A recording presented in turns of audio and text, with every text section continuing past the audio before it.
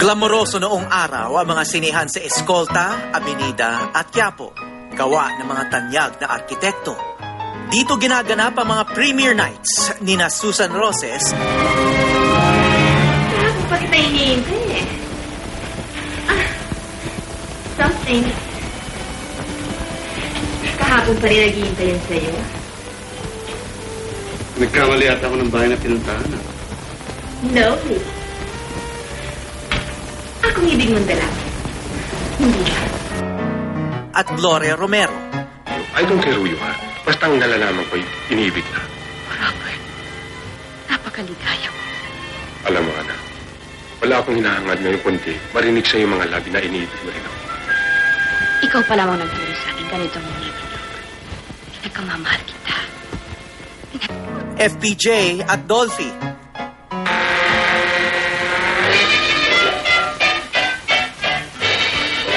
O pakimik makapangarihan, pakikapasok puso rin sa dibdib, ay nakurok-kurok ko lahat na yan. Ay, Heidi. Hanggang sa panahon ni Nora Honor at Vilma Santos.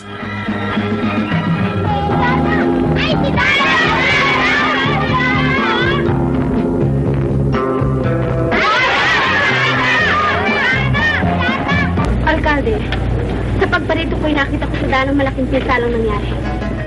Ganon ang mga sinihan noon. Paano na sila ngayon? Walang lalabas sa kalangoy! Sinalaki ng mga taga-MPD at Manila Social Welfare and Development ang Amigo Theater. Ilang beses nang bumida ang mga lumang sinihan sa mga raid ng otoridad dahil sa mga malalaswang eksenang nagaganap sa loob nito. Noong nakaraang taon, 40 kalalakihan ang nahuli sa isang raid sa Recto. Ito na ang naging bagong imahe ng mga lumang sinihan. Marami pong mga nakahubad po sa loob. Mga nakababa po yung pants, tapos nag-offer po sila ng service.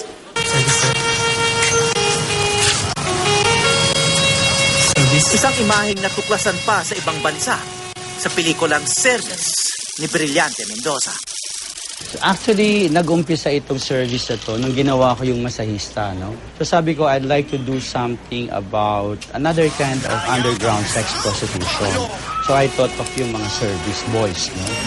Pero ang totoong kwento ng pelikula higit pa sa pinakita nitong pagbebenta ng laman. Tungkol ito sa mga miyembro ng pamilya Pineda na humaharap sa kanya-kanyang problema ng bigamy, incest, at unwanted pregnancy. Problema! Yung mga taong nakatira sa loob ng sinihan. Kasi wala namang ganon, di ba? Kasi ang sinihan, it's supposed to be a place where you watch films, where you watch movies, ganon. At parang dito lang yata yun nangyayari sa atin, no? So sabi ko, ito ang kakaiba. Ito yung kwentong kakaiba. So yun ang naging inspiration namin. And that's where we started.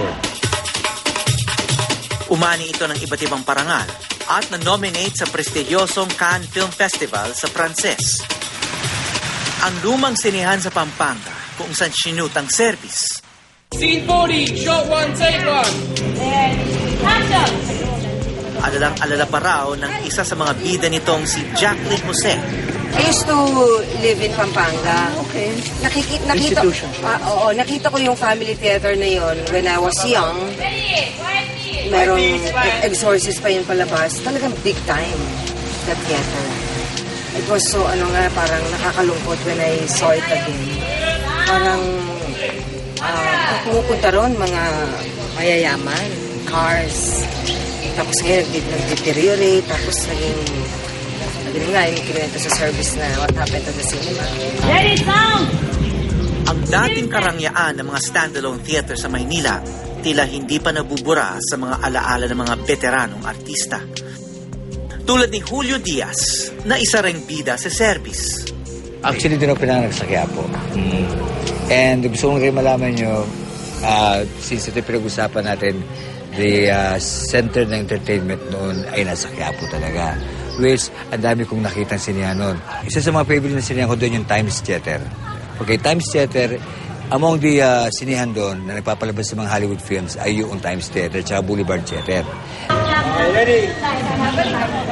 Well, of course, actually, one of the major points ng film is also an ode to to cinema, no? Lalo-lalo na sa mga stand-alone cinema. Kasi ngayon, wala nang mga ganitong klaseng sinihan.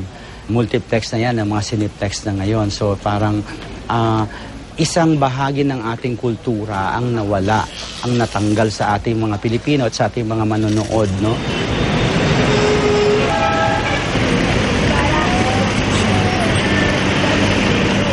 Hindi lang sa mall lumipat ang mga manonood ng pelikula, kundi sa DVD at maging sa cellphone. Ngayon, may service pa ba ang mga klasikong sinihan sa Maynila?